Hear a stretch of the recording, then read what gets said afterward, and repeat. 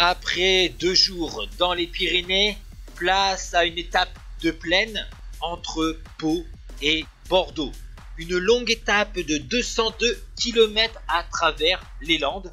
Une étape qui va se dérouler à une allure très faible au tout début. Les premières heures, le peloton est tranquille, on récupère les forces. Il reste encore 3 jours avant de rejoindre Paris. On voit certains coureurs faire un petit peu les gugus, d'autres se détendent. Malheureusement, une chute va émailler ce peloton avec Cruz et Cassani au sol, mais les 2 coureurs vont revenir au sein de ce peloton qui roule vraiment à une allure très lente. On est en retard sur le meilleur horaire. Et finalement, après 139 km, ensuite, après 139 km, un Australien va sortir seul du peloton. Dossard 161, il s'appelle Anderson. 10 km plus tard, il va être rejoint par 6 coureurs. De Vries, Maassen, Colotti, Santa Morita, que vous avez vu au début de ce reportage qui se détendait la musculature, Menders et Le Marchand.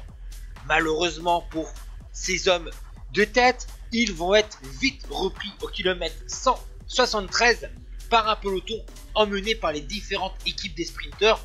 On espère du côté des sprinteurs avec cette longue étape pouvoir enfin embaucher un nouveau bouquet.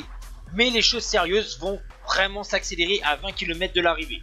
Toluk, Breking, 4ème du classement général, Motet, vainqueur à Revel, Muller, Gus Meroli, Lemon, 2ème du classement général, Sergent, le maillot jaune Capucci, Nejdam, vainqueur à Vittel, Jasvol, un équipier de Lemon, Alcala, lauréat de la 7ème étape, Lens, Aix, Kumer, Van Lanker, Giannelli, Bougneux, 6ème du classement général et vainqueur à l'Alpe d'Huez. Brooks et Agdoren ont distancé le peloton à 10 km de l'arrivée. Bougneux, Breking et Gus Meroli sont sortis de Château d'Axe et un PDM. Et c'est Gianni Bugno à Bordeaux-le-Lac qui s'impose devant Breking et Gus Meroli. Breking fait la bonne opération au classement général puisque le peloton est arrivé à 19 secondes réglé par Giovanni Fidenza. Le néerlandais remonte à la 3ème place du classement général à 3,31 tandis que Lemon est toujours à 5 secondes du maillot jaune Claudio Capucci.